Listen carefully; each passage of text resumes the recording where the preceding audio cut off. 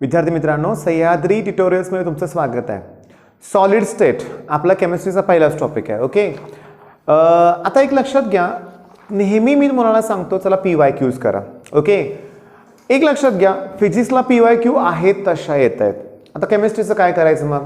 म्हणजे फिजिक्सला फक्त PYQs केल्या तरी चालतील, टॉपिक वाईज सगळे फॉर्म्युले रिवाईज होतात, त्याच्यात कुठल्या टाईपचे क्वेश्चन येते हे आपल्याला कळत आहे. पण केमिस्ट्रीचं आता करताना बघा, आता सॉलिड स्टेट 28 क्वेश्चन्स आहेत माझ्याकडं. मग करायचं काय माहिती आहे का, ह्याच्यातल्या सगळ्या PYQs आहेत ना, एकदा बघा. मग न्यूमेरिकल्स किती येत आहेत सांगू का? 4च न्यूमेरिकल्स आहेत, ते पण इझी आहेत. म्हणजे घेऊ आपण आता, तो काय पॉईंट नाही आहे. पण या 10 मिनिटाच्या लेक्चरमध्ये माझी इच्छा काय माहिती आहे का, पूर्ण टॉपिकच कव्हर करूया आपण. सगळ्या गोष्टी मी तुम्हाला सांगेन, काय करायचं आहे, कसं करायचं आहे, कुठं काय. ठीक आहे, मग बघा आता सॉलिड स्टेट आपण ठीक आहे, पहिला न्यूमेरिकलच फिनिश करूया. तुम्हाला माहिती आहे सिंपल क्युबिक सेल, बरोबर आहे. Simple cubic cell, body centred, face centred. Okay, मग विचारलं काय माहिती आहे का, आता तुम्हाला माहिती आहे सिंपल क्युबिक सेलमध्ये एकच ॲटम असतो. ओके, बॉडी सेंटरमध्ये, बॉडीच्या सेंटरमध्ये एक ॲटम, कॉर्नरवर 1/8, टोटल 2 ॲटम. फेस सेंटरला टोटल किती? 4 ॲटम. मग प्रश्न विचारलाय की कुठल्या सेलमध्ये maximum number of atom present असतात. मग काय सांगा? FCC. एकदम सिंपल. मग पहिलं हे क्लिअर करा. मिनिमम कशात प्रेझेंट असतात? सिंपल क्युबिक सेलमध्ये. ओके, नेक्स्ट सिंपल क्युबिक असेल ना, समजून घ्या. बघा आता की कॉर्नरवर 1/8 ॲटम असतो, बरोबर आहे. मी बाकीचे असं ठीक आहे काढतो, नाही तर ठीक आहे, समजून घ्या. ओके, हां, प्रत्येक कॉर्नरवर 1/8 पार्ट आहे. पण मला काय हवं आहे माहिती आहे की इथं ही आहे एज लेंथ, ही आहे ॲटॉमिक रेडियस, दोघांमधलं रिलेशन. मग A काय सांगा? 2R. याच्यावरती न्यूमेरिकल्स आलेले आहेत. चला, हे सोपं होतं सिंपल क्युबिकला. आता डायरेक्टली मी फेस सेंटरकडे जातोय, बरं का, लक्षात घ्या. मग फेस सेंटरला कसं असणार आहे? इथं एक, बरोबर आहे, हाफ ॲटम असतो, कॉर्नरला असतोच, तुम्हाला माहिती आहे. मग हे जे डिस्टन्स आहे ते 4R होणार ना.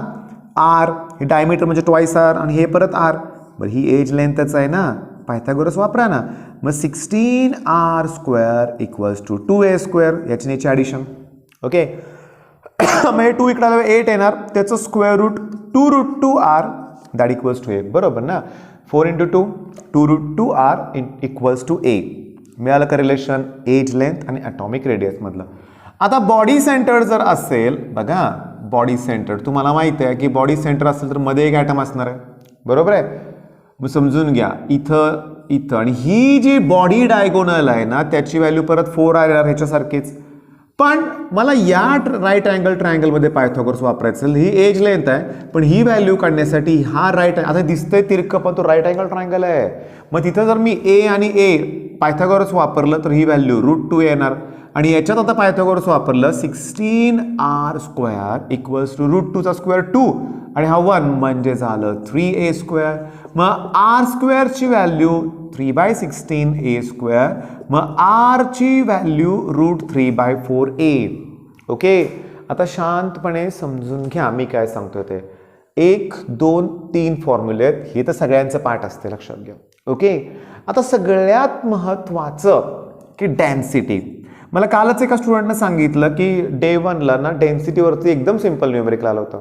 मग डेन्सिटीचा फॉर्म्युला काय? Z म्हणजे number of atom 1, 2, 4 into M म्हणजे मोलार मास, त्याचं काय असेल तो ॲटम त्याचं, अपॉन A³ आणि इंटू Na. आता लॉजिक काय रे? डेन्सिटी म्हणजे मास अपॉन व्हॉल्यूम ना. A³ यातला हा जर व्हॉल्यूम असेल तर हे मास आहे, बरं का. Z × M/Na म्हणजे मोलार मासला जर ॲव्हॉगॅड्रोस नंबरनं डिवाइड केलं, मास ऑफ 1 ॲटम मिळणार. आणि त्याला नंबर ऑफ ॲटमनं मल्टिप्लाय केलं की युनिट सेलचं मास मिळणार. त्याला व्हॉल्यूमनं डिवाइड करा, काय मिळेल? डेन्सिटी. इझी आहे एकदम, लक्षात घ्या बरं का. आणि CET तुम्हाला सोप्या व्हॅल्यू असणार आहेत, हे लक्षात घ्या. बरं, म्हणजे होतं काय बघा, ऑलरेडी आपण न्यूमेरिकल्स सगळेच फिनिश करतोय आता, हे पण लक्षात घ्या. बरं, हे झालं. त्याच्यानंतर तुम्हाला सांगतो पॅकिंग इफिशियन्सी. आता ते अतिशय महत्त्वाचं आहे. स्टार्ट करतोय मी फेस सेंटरवरून. पॅकिंग इफिशियन्सी मी कशी काढतो? मी असं N नोटेशन वापरतो, बरं का. पॅकिंग इफिशियन्सीला तसं कुठलं नोटेशन वापरा काय हरकत नाही. पर्सेंटेज म्हणजे इथं × 100 घेतोय. व्हॉल्यूम, टोटल व्हॉल्यूम आणि A³ येणार आणि वरती लिहिणार आहे मी व्हॉल्यूम ऑक्युपाइड. आता FCCला 4 ॲटम असतात आणि एकाचा व्हॉल्यूम असतो 4/3πr³. आता हे सॉल्व कसं करायचं, सॉल्व कसं करणार मी तुम्हाला सांगतो. FCC आहे ना, मग FCCला H व्हॅल्यू टाका ना 2√2r. मग H व्हॅल्यू टाकली 2√2r. हे 4 4 जा 16/3 इंटू पायची व्हॅल्यू 3.14 r क्यूब. एचा क्यूब करायचा आहे मला. ए म्हणजे काय येणार सांगा, एचा क्यूब काय येईल रे, हे r क्यूब तर येणार, पण 2√2 इंटू परत 2√2 इंटू परत 2√2 म्हणजे 2√2 परत आणि परत 2 इंटू 2 इंटू 2 2√2 8 झाले. √2 इंटू √2 म्हणजे 16 √2 आला, लक्षात घ्या. ओके, आणि इंटू हे 100 आहेतच. हा r cube, r क्यूबला r cube काय होणार, कॅन्सल. सगळ्या व्हॅल्यूज आहेत, कॅल्क्युलेशन करा. समजून घेण्याचा प्रयत्न करा मी काय सांगतोय ते तुम्हाला. ह्या व्हॅल्यूज पाठ करा. FCCला इफिशियन्सी आय थिंक 74% असते, चेक करा. मॅक्सिमम पॅकिंग इफिशियन्सी म्हणजे व्हॉल्यूम ऑक्युपाईड तेवढा पर्सेंटेज असेल तर एम्प्टी व्हॉल्यूम करण्यासाठी 100 म्हणून ते मायनस करा ना. मग सेम तुम्ही बॉडी सेंटरसाठी आणि सिंपल क्युबिक सेलसाठी सुद्धा ना पॅकिंग इफिशियन्सी फाइंड आउट करा. ओके, मग आता एवढेच फॉर्म्युले आहेत. मग आपण आता क्वेश्चनकडे जाऊया.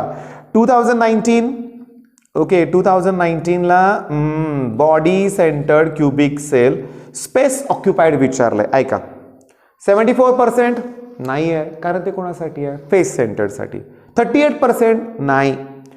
आता दोन ऑप्शन उरलेत माझ्याकडे, 62% का 68. माझ्या मते 68 बरोबर आहे, करेक्ट. मग बॉडी सेंटरसाठी 68 ओके, आणि सिंपल क्युबिकसाठी 52 समथिंग काहीतरी आहे. बरं चला, पर्सेंटेज न्यूमेरिकल कसं आलं बघितलं, सॉल्व करायची गरज नाही, व्हॅल्यू पाठ करा. नेक्स्ट, एज लेंथ दिले BCC structure, BCC structure, BCC structure. Edge length म्हणजे ए दिले आणि विचारले ॲटॉमिक रेडियस. रेडियस विचारलंय, फॉर्म्युला पाठ असला की एज लेंथची व्हॅल्यू फक्त पुट करायचे, सोडून देणार नाही मी. बर, सिंपल क्युबिक सेलमध्ये व्हॉल्यूम ऑक्युपाईड 68% नाही, तो तर बॉडी सेंटरसाठी असतो. मग 52.40.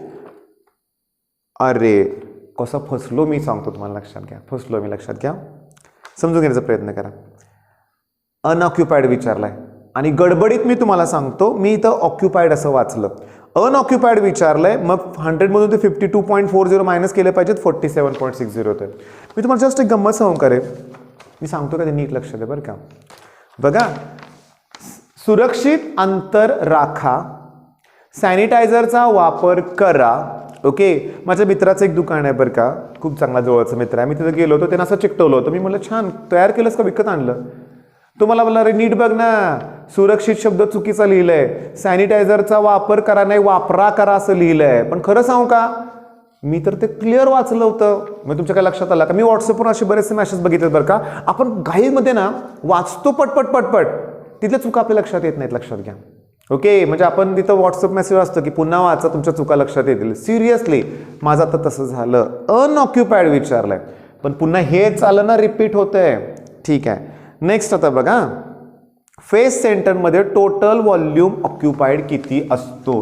हा ना व्हॉल्यूम ऑक्युपाईड. इफिशियन्सी कुठे विचारली, व्हॉल्यूम ऑक्युपाईड विचारलाय. करेक्ट आन्सर आहे 16/3 पाय r क्यूब. बघा ना, 4 4 जा 16/3 पाय r क्यूब. बर, आता बघा, एज लेंथ दिले, डेन्सिटी दिले, मोलार मास विचारले. एज लेंथ दिलेली आहे, डेन्सिटी दिलेली आहे, मोलार मास विचारलंय. उरलो कोण रे, झेड आणि एन आहे ना. एन ए कोण आहे, ॲव्होगॅड्रोस नंबर. मग त्याला काय गरज तशी नाही, 6.023 10⁻23. झेड FCC लॅटिस आहे, मग झेडची व्हॅल्यू काय आली सांगा, 4.